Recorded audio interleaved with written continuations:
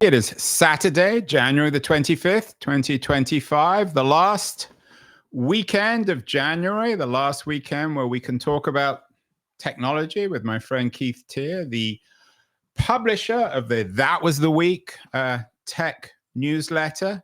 This week, Keith is focusing on the tech brotherhood of Bezos and Zuckerberg and Musk and all the other billionaires of Silicon Valley, but he argues in his newsletter and his editorial that there are no oligarchs, just what he calls technologists with a passion for change. So Keith, why are there no oligarchs? Most people are taking for granted that these guys, the Bezoses and Zuckerbergs and Musks of the world, are oligarchs. Why do you disagree? I think the word oligarch, which Biden triggered, is really just an ideological word for anger at losing. I don't think there's a really serious intellectual belief that there's an oligarchy. I think it's more of a swear word by losers to depict winners. And the reason I say that is, at the end of the day, we should all be super happy that the world's largest technology companies, all of which are American, by the way, gathered at the inauguration, and I only showed three of them, but Tim Cook was there. I mean, everyone was there. Everyone who's anyone was there. Sam Altman was there. And normally, innovation is a private market affair. And what is happening is that innovation leaders and government are converging around goals which, on the whole, no matter where you are politically in your head, you should welcome, because it's so much better than the opposite, which is that technology is, being regulated and banned and constrained, given that technology is the fuel of pretty much all human progress. So let's get into it.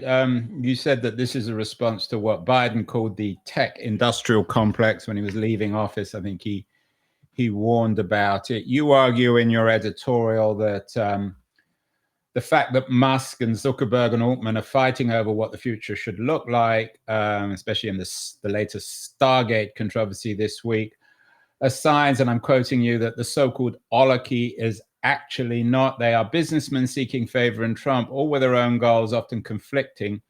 As news compared with to the investments of AI with this claim of oligarchy makes the latter the less than credible sideshow. So what for you does oligarchy mean? As I was reading your editorial, I was thinking, what exactly does Keith mean? I looked it up, and on the internet, which is supposed to tell the truth about everything, and it's a noun, and its definition is a small group of people having control of a country, organization, or institution. So why aren't these guys an oligarchy?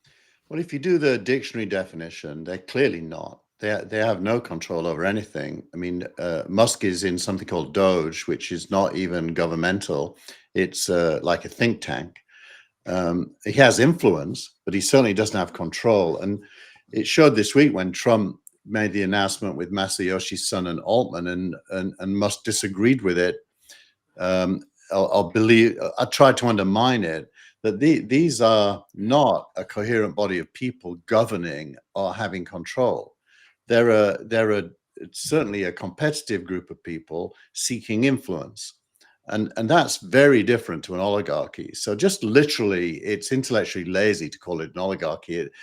It's an attempt to say that democracy is being undermined in some way, when in fact it's the opposite. It's the triumph of democracy. Somebody won an election and has recruited into their efforts the leading technologists of the era.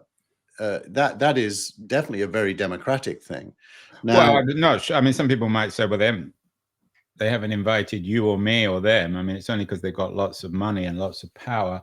And I looked up oligarchy on Wikipedia, and there was lots of references to Aristotle. And according to Wikipedia, which tends to be reasonably accurate, Aristotle pioneered the use of the term as meaning rule by the rich, contrasting it with aristocracy, arguing that oligarchy was the perverted form of aristocracy. Biden warns that the tech industrial complex, or what he calls the tech industrial complex, is ruled by the rich. These are the richest people, not just in America, Zuckerberg, Musk, Waltman, Bezos, but the richest people in the world. Isn't it a sense ruled by the rich? I mean, your argument is that because they don't agree on everything, they're not an oligarchy. Well, they're not planning anything together.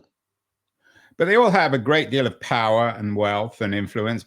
Trump invited Musk and... Well, I'd say, Andrew, that is trying to use economic truths to create a political truth. There are economic truths that these are very wealthy people. By the way, they're all self-made. Unlike aristocrats who are hereditary for the large part, these people are self-made. They started with nothing. They built something. It became valuable because of timing and wind in the sails. And so their wealth is not granted, gifted, or unfair. But no one's arguing that. I mean, Aristotle might have been a defender of aristocracy, but he talked about the rule of the rich. So no one's arguing that they're not self-made. But I still don't really understand your argument about the fact that they're divided. I mean, they're divided in a sense, but in another way, they're united. They're all sympathetic one way or the other to Trump. They all want to shape policy. I think the unity comes from, and it was you sent me this morning a piece by Reid Hoffman, and there's another piece by Mark Benioff in the newsletter.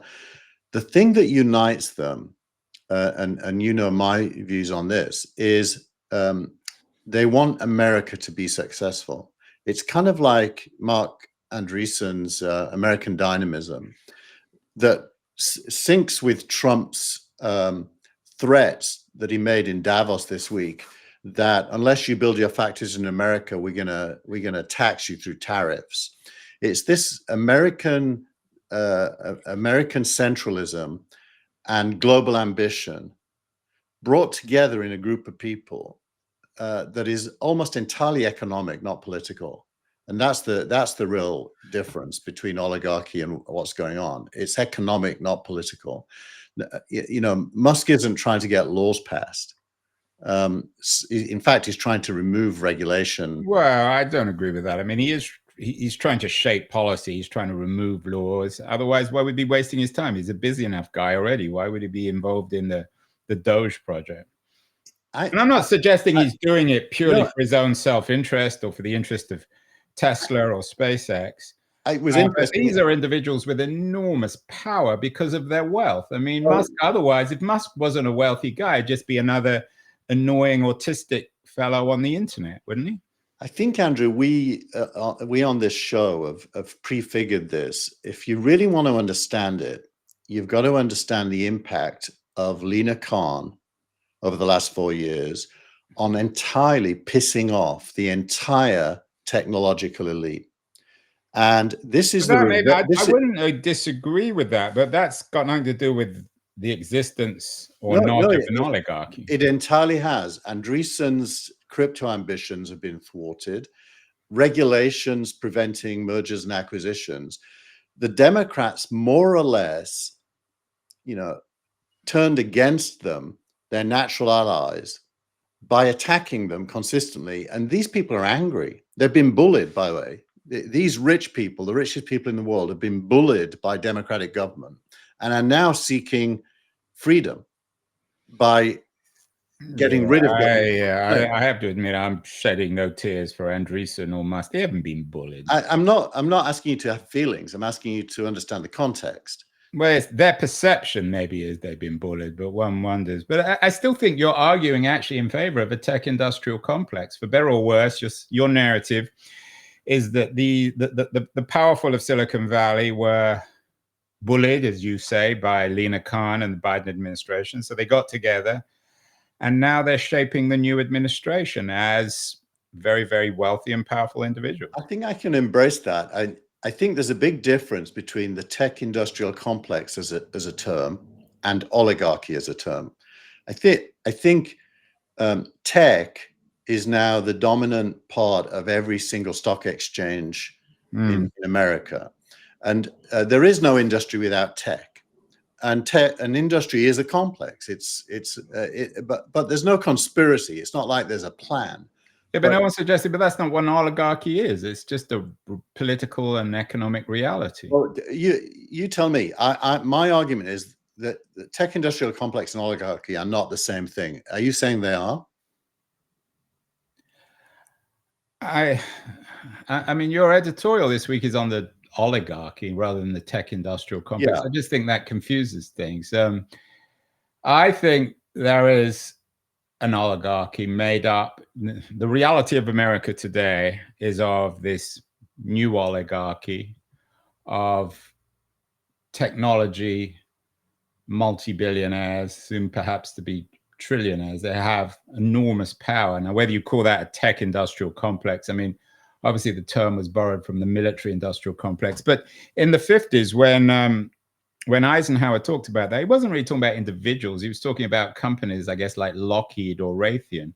Today, we're talking more about individuals. So I'm not sure that I wouldn't necessarily use the term tech industrial complex, but I think oligarchy is a useful term to describe the reality of contemporary America, for better or worse. I mean, you seem to be celebrating it because you think these guys want the best for mankind. Well, I think their subjective side wants the best for America. I think there probably is a correlation between a strong American economy and everyone else in the world. By the way, there's a couple of very interesting comments that you maybe can't see, but I can see them. One is coming in from LinkedIn, and it refers to Michael Porter's book about the politics industry. And he makes the point that even though they may not be strictly oligarchs, money does have power, and is asking, how do we describe their outsized power if not through the word oligarchy? Yeah, I agree with that. That's Steve H. And then Guzuta, this is a really interesting point, says there's a symmetry between a right-wing suspicion of a deep state and the left-wing suspicion of an oligarchy, that in a way both of them are attempting to characterize what they hate by extending the analysis beyond where it really should go. And I kind of agree with that on both sides of that. Well, but the other thing about your position, which is odd, is that we've been doing this show for years now, Keith, and we've known each other for many years. And if there's one thing that I would say captures your view of the world, it's a defiant internationalism, a dislike of the nation state, of borders, of parochialism. And yet here you are, you seem to be celebrating Trumpian nationalism and indeed the Make America Great Again initiatives of Andreessen and Musk and Bezos. So how are those compatible? Well, my general view is globalist, but I don't think you get to globalism except through successful value creation, which is essentially capitalistic, and at the moment at least is enshrined within nation states. So I'd be just as bullish about China's innovation as I would be about America's. I'm not narrowly pro-American. I'm pro-innovation and pro-value creation. And I do think ultimately that is a global project that benefits humanity. I don't see humanity being in good shape unless economics are in good shape. Yeah.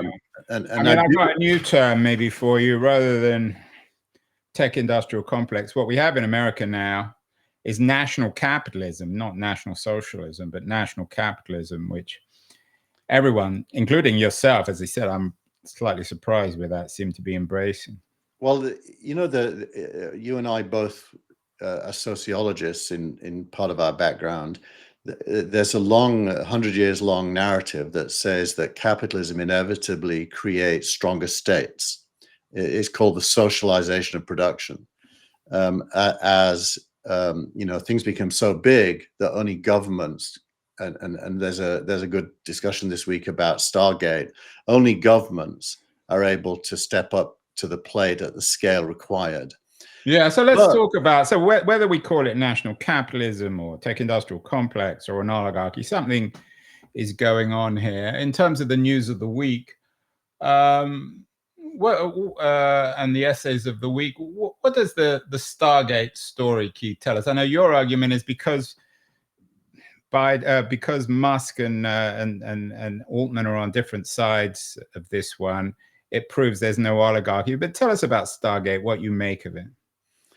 Stargate is really an OpenAI maneuver to retain its dominance in the AI races. It's getting government behind a massive data center rollout that only runs OpenAI's AI, nobody else's.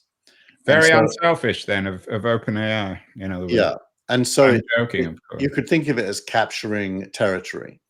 And the fact that Trump got behind it when Musk's Grok is a direct competitor, and that Musk poured cold water on it, it tells you that it's really much more about maneuvering dominance in the AI wars than anything else.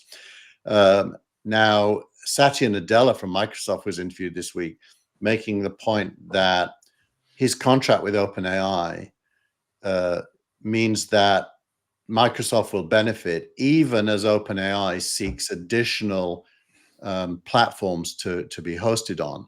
So this is also an anti-Microsoft move by OpenAI, and it's part of the separation of OpenAI and Microsoft, which is also talking about. And your interview of the week is Mark Benioff, Salesforce CEO from Davos. What does Benioff say about this? How does he make sense of it? Well, Benioff makes the point that this is co-opetition that's going on. He believes that, and they're all his friends, by the way, and they're all friends with each other to some extent.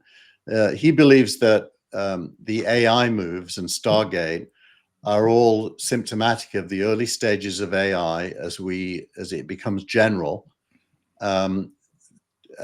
to kind of own the future value of the human impact of AI.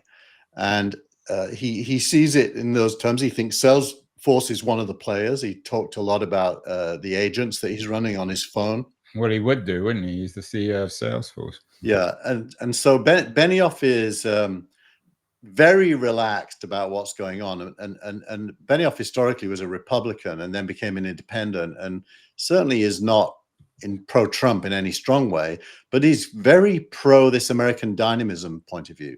When we think of oligarchs, of course, the word has come back into vogue in Putin's Russia and the Russian oligarchy. Are there comparisons as these powerful, wealthy people jostle for positions within Trump's America? Are there equivalents in Putin's Russia, or are they entirely different, do you think?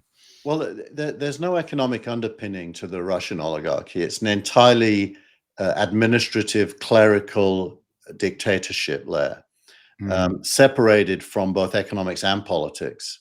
And so, yes, and I'm not even sure it's an oligarchy, by the way. I think it may be more of an autocracy, because I don't know that there's obvious. But they were called oligarchs because Trump can't just confiscate OpenAI from Microsoft or Sam Altman. It's a different system.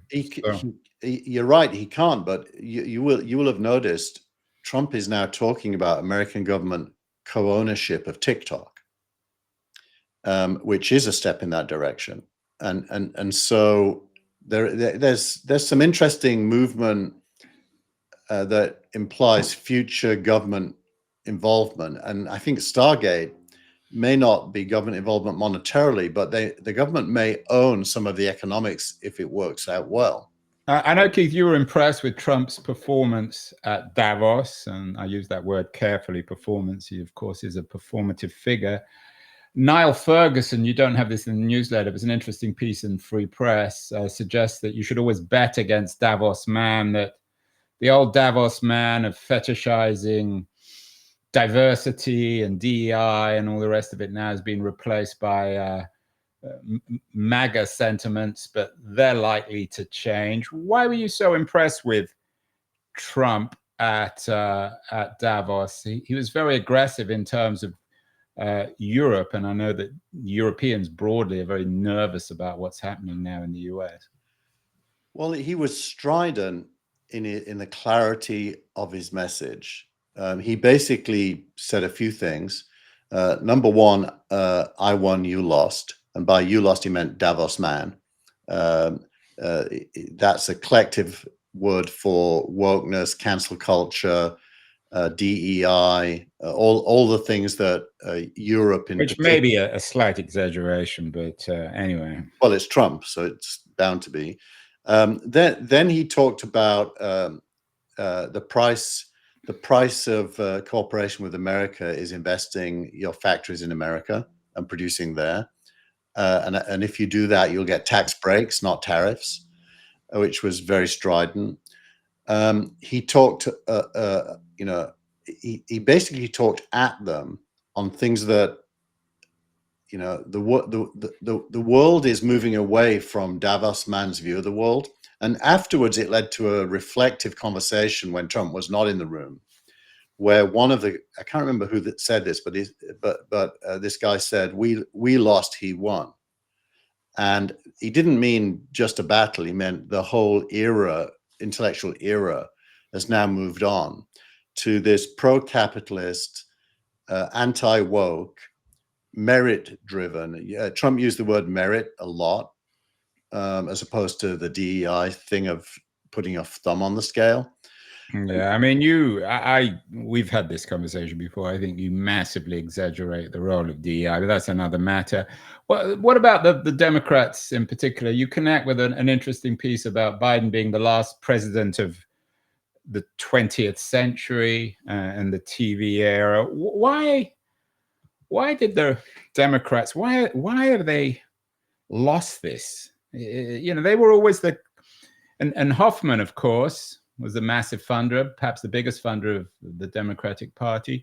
Why have the Democrats lost this battle? Is it because they have no alternative to the national capitalism of Trump?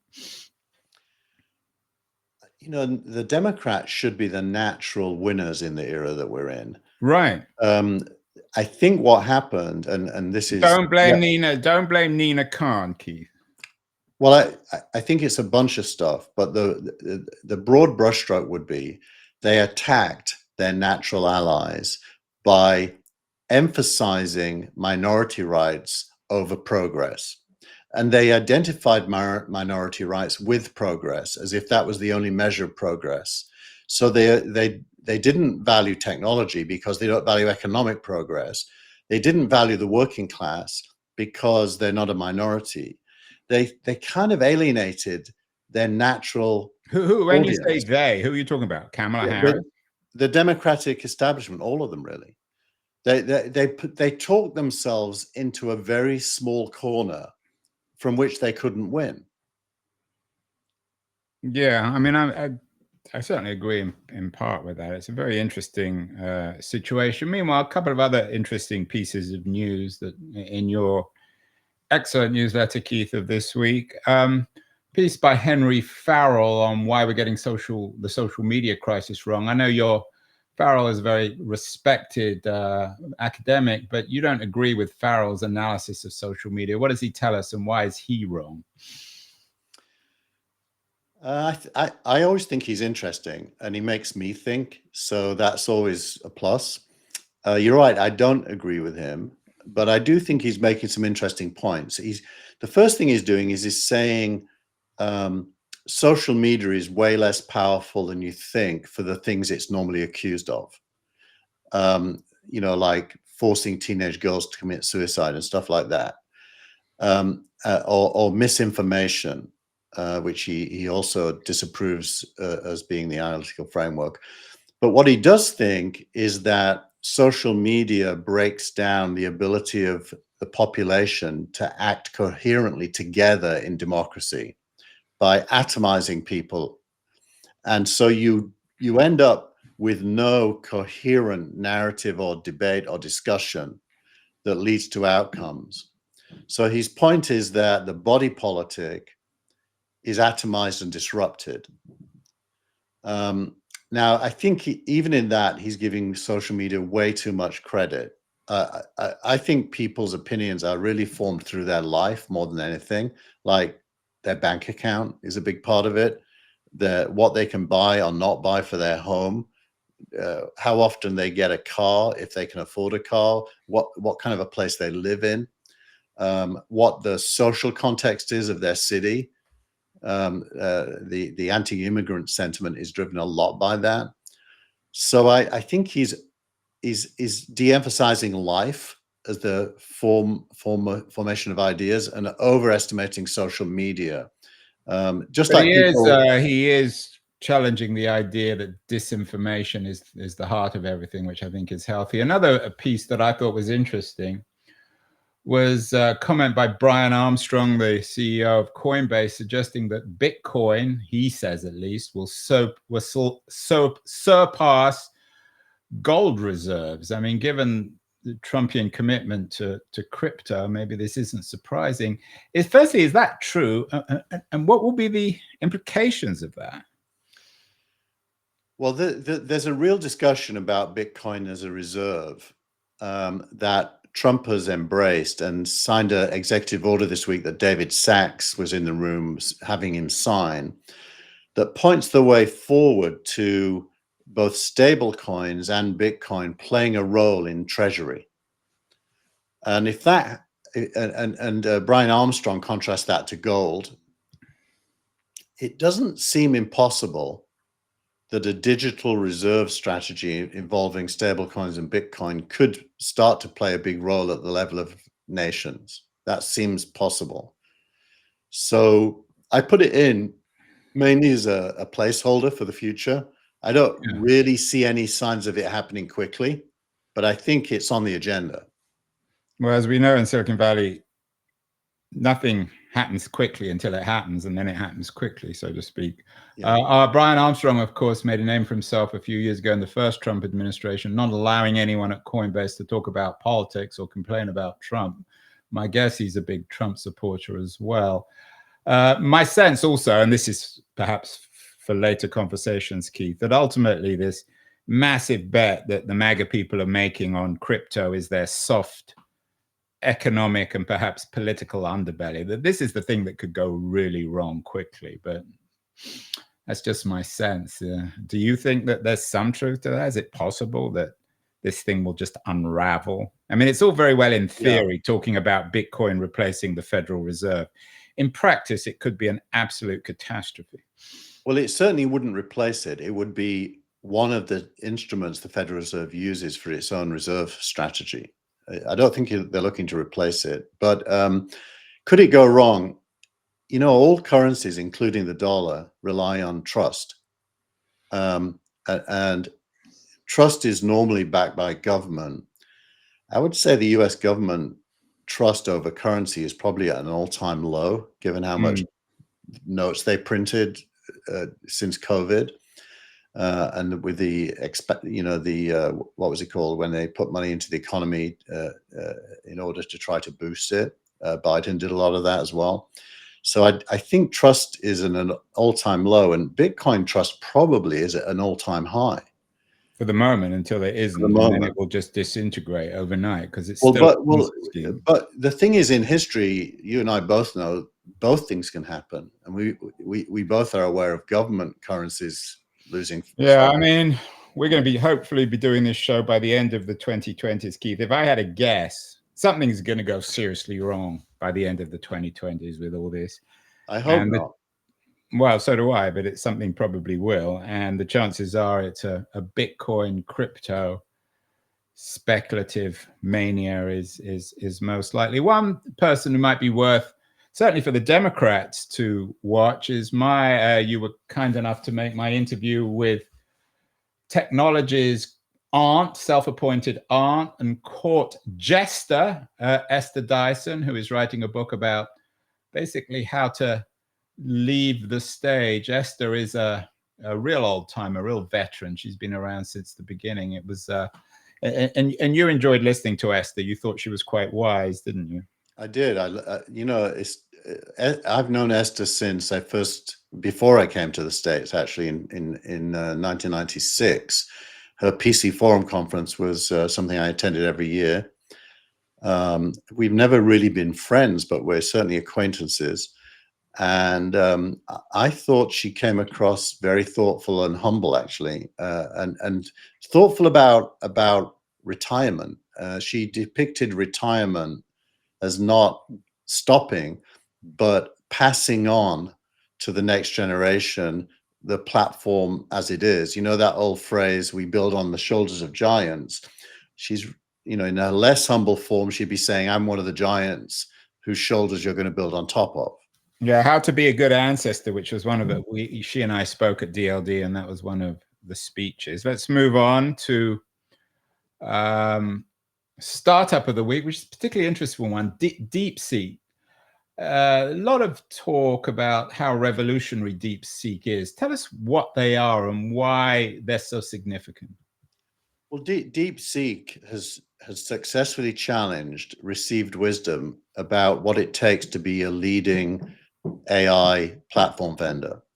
We've all talked about you need 100 billion or more to become a competitor with OpenAI. What DeepSeek did is it took a technology approach called reinforcement learning.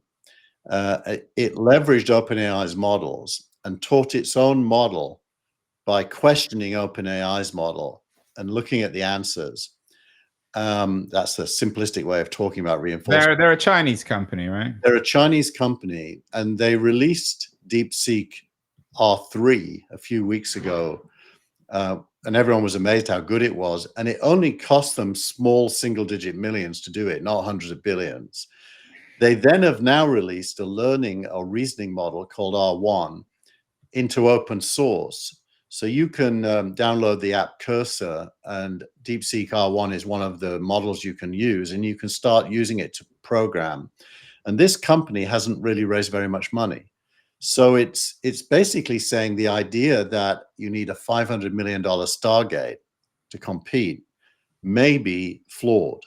It may be that there is possible success in much cheaper approaches to building AI models. So what does that actually mean? What would it mean for the companies that are investing billions, sometimes almost tens of billions of dollars in AI, OpenAI, Google, Facebook, Microsoft, Amazon? It's too early to say. Honestly, I'm not sure. When you say too early to say, doesn't that mean you don't know? I don't think anybody knows yet, but there's certainly a possibility, no more than a possibility, but it's a real possibility that this is a shot across the bows of the need to spend hundreds of billions of dollars to be competitive. And if a Chinese company with no state backing and no real investment can build a model that now is at the top of its game against others in a very short period of time, by the way, for almost no money, that is quite astounding. It could mark a very sharp correction of the markets, given that the markets are being driven by the big 7 or 8 tech companies and the confidence in AI. If all this is true, we will see. It will play out over the next few months and years, Keith. You connected with an interesting piece by Rohit Krishna, one of your best correspondents who you always connect with. What would a world with AGI look like? And Sam Altman has been talking about that too. Advanced AI, he xed, may require changes to the social contract. Advanced AI or advancing AI, of course, is neo AGI. And then he writes, the entire structure of society will be up for debate and reconfiguration. Not everybody agrees. Some people believe that it should be society driving AGI or tech, and rather than the other way around. What do you make of the Altman comment? Well, this is Altman making a point that, at least for now, is exclusive to him, but should be being made by everyone, which is the disruption that AI will mean for the job market needs a social response. Otherwise, we're in deep trouble because the gap between wealth and poverty will accelerate massively. And that's what he means by the social contract. The social contract today is probably best summed up as a world in which labor and capital, compete for their share of wealth. he's basically saying the labor side of that is going to be incredibly weakened. Therefore, capital has to have an answer to how humanity is supported. And that, of course, he's written long pieces. In fact, a few years ago, he wrote a very long essay on the need for guaranteed minimum income and other initiatives. This is Albert Wenger's world after capital, isn't it? It's certainly part of it. I think Albert wrote at a time when some of these trends were emerging. They're now kind of screaming at us. And so the imperative to talk about this stuff is much bigger than ever. And I do think that the relationship between that question and democracy is very direct. You know, and it comes back to your argument, which I don't agree with, about the absence of an oligarchy. The reality, or at least the dark vision, is that it's all very well talking about the change in the social contract. I'm not sure there really is a social contract in America beyond the classroom. It simply means that this oligarchy will become more entrenched, the multi-billionaires, and if indeed their world becomes true, they're only going to become richer. There's a comment again from Steve H on LinkedIn who's making the point that it's interesting that conservatives, whilst talking down the Democrat lack of impact on the poor, that the conservatives are even less able to uplift the poor. And Altman is a standout there. He really seems to care that there is a clear answer to the question, how will humanity benefit from automated wealth? Yeah, I mean, you give this guy the benefit of the doubt. If he really cared, why would he be turning OpenAI into a for-profit company? Why wouldn't he have stuck to the original principles of the company? Well, because he doesn't think he could raise the amounts of money required to make it successful unless it was for profit, because investors wouldn't give him money.